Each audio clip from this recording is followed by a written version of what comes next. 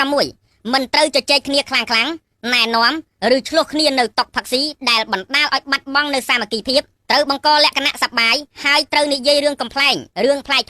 ព័ត៌មានទាន់ហេតុការណ៍ព័ត៌មានកន្ត្រាក់អារម្មណ៍ហាមនិយាយស្ដីតែម្នាក់ឯងច្រើនពេកត្រូវទុកពេលវេលាឲ្យមិត្តភ័ក្តិបញ្ចេញយោបល់ខ្លះផងទើបការផាក់ស៊ីមានលក្ខណៈសប្បាយនិយាយស្ដីត្រូវប្រុងប្រយ័ត្នផ្ទៀតទឹកមាត់ចូលម្ហូបនាំឲ្យមានការអាប់អួរដល់ការផាក់ស៊ី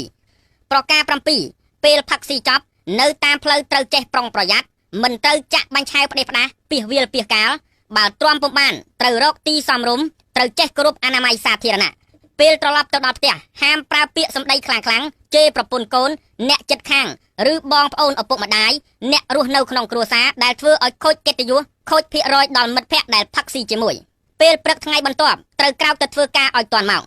ប្រការ8ពេលទទួលព័ត៌មានឬទូរស័ព្ទពីការផាក់ស៊ីបើទំនេរត្រូវទៅជាបន្ទាន់មិនត្រូវយឺតយ៉ាវបង្អែបង្អង់អូសបន្លាយពេលវេលាឡើយជៀសវាងស្ថានភាពមន់រស់ជល់មន់ងាប់ប្រការ9ត្រូវឧស្សាហ៍ពលកម្មធ្វើការងារឬលេងកីឡាដើម្បីសុខភាពអាយុយឺនយូរដើម្បីបានផាក់ស៊ីយូរអង្វែង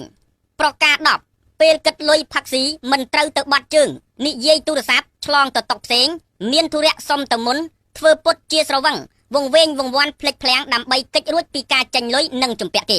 អវសានជនណាម្នាក់ដែលល្មើសប្រការណាមួយខាងលើបើរូបភាពស្រាលត្រូវពិន័យចាប់ពី1កែវដល់3កែវឬ2កែវអត់ដាក់តកបើធ្ងន់ធ្ងរជាងនេះត្រូវពិន័យជាប្រាក់ 5,000 រៀលដល់ 10,000 រៀលហើយថវិកានេះត្រូវបញ្ចូលទៅក្នុងគណនីសម្រាប់រៀបចំការផាក់ស៊ីលើក្រោយ